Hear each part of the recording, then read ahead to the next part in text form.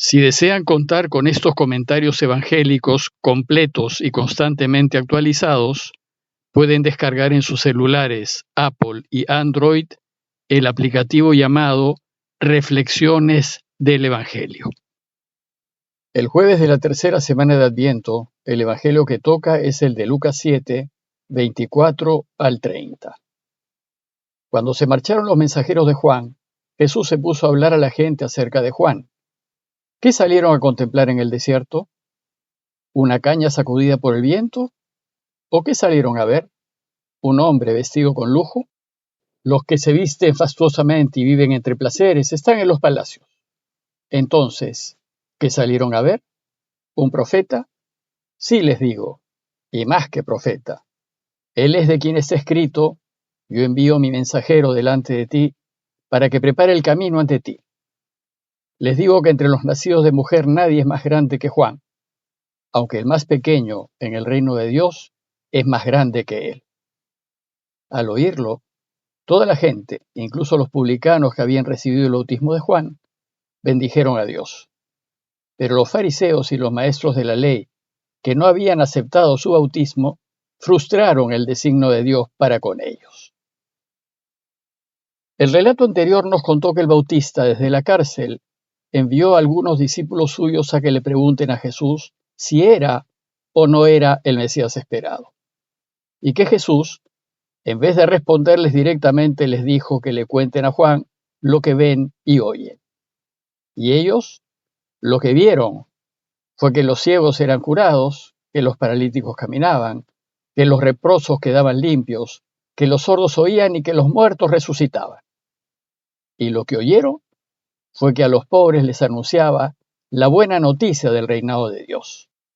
Todo lo que vieron y oyeron les reveló que Jesús es el Mesías y que en él se cumplen todas las profecías y promesas del Antiguo Testamento. Y con esta respuesta, los discípulos partieron a contarle a Juan lo que vieron y oyeron. El relato de hoy empieza a partir de este punto, y nos dice el texto que cuando los mensajeros de Juan se marcharon, Jesús se puso a hablar a la gente acerca de Juan. El público que lo acompañaba había caminado con Jesús desde que salió de Cafarnaúm y que pasó por delante de las murallas del pueblito de Naín, y hasta ahora, que se encontraba caminando con él en las llanuras de Galilea.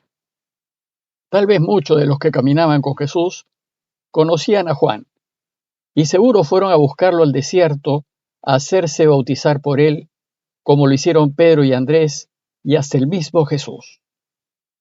Otros tal vez fueron a buscar a Juan aprovechando la peregrinación anual a Jerusalén, pues recordemos que Galilea está al norte y que Juan bautizaba a orillas del Jordán, en el sur, en Judea, a unos 140 kilómetros de distancia. Lo cierto es que todos habían escuchado hablar de Juan, sabían de su anuncio acerca del reino y sabían de su bautismo. Además, había discípulos de Juan en todas partes. Entonces Jesús se puso a hablarles de él. ¿Pero por qué lo hizo? Porque Juan encarna lo que debe ser un verdadero buscador de Dios.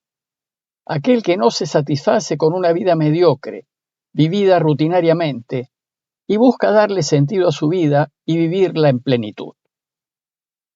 Juan encarna a aquel que se mueve según los valores del reinado de Dios y es un modelo del ciudadano del reino. Ahora bien, la enseñanza de hoy parte de una pregunta dirigida a los que fueron a buscar a Juan. Y dice Jesús: ¿para qué fueron a verlo? ¿Qué salieron a contemplar en el desierto? Y continúa con sus preguntas, haciendo un par de comparaciones. Primero les pregunta si acaso fueron a ver una caña sacudida por el viento. Una caña sacudida por el viento trae a la mente tres imágenes. Primero, que una caña se dobla ante cualquier brisa. Es débil, no resiste, no se opone a la adversidad.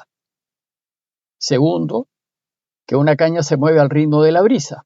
Si hay brisa se pliega y si no la hay se mantiene erguida. No es perseverante, no es de convicciones firmes, cede, se acomoda, es decir, se adapta y se mueve al son de la música que le toque. Y tercero, cuando el viento remece las cañas en un cañaveral, se produce ruido. ¿Qué es eso? Solamente ruido que se lleva el viento. Bueno, pues Juan era todo lo opuesto a una caña remecida por el viento. Era más bien un roble. No se doblegaba con nada ni se acomodaba a las circunstancias. Sus principios eran firmes y su opción en favor de Dios era indiscutible. No había brisa, ni amenaza, ni presión alguna que lo hiciese doblegarse o elegir lo contrario. Y sus enseñanzas no eran solo de palabras, no eran como el sonido del viento en un cañaveral. Tenía la contundencia y el respaldo de una vida consecuente, pues él vivía lo que decía. Así es que si fueron a ver una caña sacudida por el viento, se equivocaron. Y la segunda pregunta es si acaso fueron a ver a un hombre vestido de finos trajes. Bueno, pues ¿qué representa un hombre vestido con lujo? Dice Jesús, que los que se visten fastuosamente y viven entre placeres están en los palacios. Un hombre vestido elegantemente representa, en primer lugar, riquezas. En ese tiempo, los vestidos eran bienes muy preciados, pues se hacían a mano y eran costosos, y la gente del pueblo se vestía muy sencillamente y tenía muy pocos vestidos. Solo podían vestirse con lujo los que tenían riquezas materiales. En segundo lugar, el hombre vestido con lujo representa el poder. Los que se visten lujosamente, dice Jesús, están en los palacios, en donde se gobierna y desde donde se deciden los destinos del pueblo. Este tipo de hombre, el que está en los palacios, vive desentendido de lo que le pasa a la mayoría y no sabe lo que sufre. Además, ni le interesa. Juan ciertamente tenía poder, pues su palabra era escuchada con atención hasta por el rey Herodes. Pero a él no le interesó el poder. Lo que le interesó fue ayudar a Dios a reinar. Juan no era pues como los que se visten con lujo, sino todo lo contrario. Él vivió en el desierto, vestido con piel de camello y alimentándose de miel silvestre y saltamontes. Y a él no le interesó lo que el mundo añora y desea. Le interesó la gente, que sufre y fatiga por salir adelante.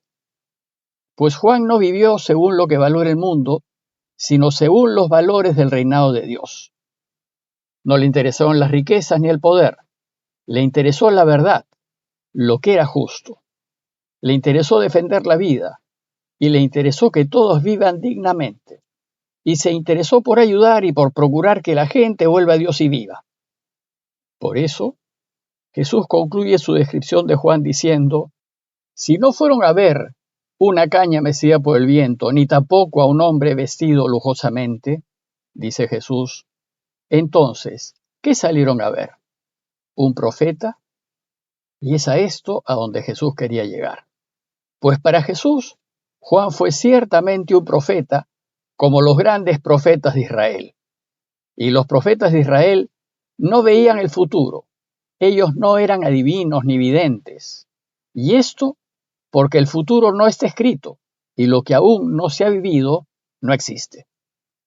El futuro lo vamos escribiendo nosotros, lo vamos construyendo en las decisiones que vamos tomando diariamente en nuestras vidas. Y con nuestras decisiones podemos hacer que la historia vaya hacia un lado o hacia otro. El verdadero profeta, aquel que vive unido a Dios, lo que hace es leer los signos de los tiempos, es decir, ver el presente, ver la realidad con tanta claridad que es capaz de proyectar el presente hacia el futuro. Y por eso avisa y advierte. Por eso prevé y dice, si sigues viviendo de esa manera, terminarás de esa manera. Y si quieres terminar de esta otra manera, corrígete y cambia de vida a fin de que vivas. Es decir, lo que hace un profeta desde su sentido de realidad es anunciar y denunciar. Pero Juan no solo fue un profeta como los grandes de Israel que anunciaban la conversión para el perdón de los pecados. Para Jesús, Juan fue más que profeta, fue su precursor. De él, dice el texto, es de quien está escrito, envío mi mensajero delante de ti para que prepare el camino ante ti. Juan ha tenido el privilegio de ir delante de Jesús y allanarle los caminos. Su tarea fue preparar a un pueblo bien dispuesto para que Jesús el Mesías pueda sembrar la semilla del reinado de Dios. Y esto lo hace el más grande entre los nacidos de mujer, pues dice Jesús de él: entre los nacidos de mujer nadie es más grande que Juan. En su enseñanza Jesús pues hizo grandes elogios de Juan, y dice el texto que al oírlo toda la gente, incluso los publicanos que habían recibido el bautismo de Juan, bendijeron a Dios. La gente que estaba escuchando a Jesús compartía su parecer. Estaba de acuerdo con lo que decía de Juan. Incluso, dice el texto, estaban de acuerdo los publicanos que habían recibido su bautismo. El relato de hoy concluye diciéndonos: pero los fariseos y los maestros de la ley que no habían aceptado su bautismo frustraron el designio de Dios para con ellos. En cambio, dice Jesús, los fariseos y maestros de la ley no reconocieron a Juan como un enviado de Dios. Más bien despreciaron su mensaje y ridiculizaron su bautismo. Para ellos el bautismo de Juan no venía de Dios, sino de los hombres. Y tomaron la decisión de rechazar a Juan y a su mensaje, y como consecuencia frustraron el designio de Dios para con ellos. Dios quería una cosa para ellos, quería que se conviertan y que vivan. Pero ellos eligieron otra. Decidieron construir sus vidas de otra manera, y así eligieron, desgraciadamente, los que los llevaba a la muerte. Aquí queda muy claro que Dios nunca nos impone su voluntad. Si bien su voluntad es que todos vivamos y seamos felices, somos nosotros quienes decidimos nuestro futuro, nuestro destino. Y en consecuencia podemos elegir vivir de una manera que nos impida ser felices. Por tanto, no le echemos la culpa a Dios de nuestras desgracias. Si no somos felices, la culpa no es de Dios, es nuestra, pues es el resultado y la consecuencia de las malas decisiones que hemos tomado. Como conclusión, y a la luz de lo que Jesús nos enseña de Juan, los invito a preguntarnos. Primero, ¿vivimos nuestras vidas según los valores del mundo o las vivimos según los valores que nos enseña Jesús? ¿Somos como cañas mecidas por el viento o como aquellos que viven en palacios y con lujosos vestidos, desentendidos de cómo vive la gente? ¿O somos como profetas que ven la realidad y proyectan el futuro? Y segundo, considerar que si elegimos vivir nuestras vidas ansiando lo que el mundo añora y ansía, no podemos esperar ser felices en esta vida. Pidámosle pues a Dios que nos dé su gracia para ver con claridad nuestro presente y para que en cada decisión que tomemos elijamos siempre vivir según los valores de la verdad, de la justicia y de la vida. Parroquia de Fátima, Miraflores, Lima.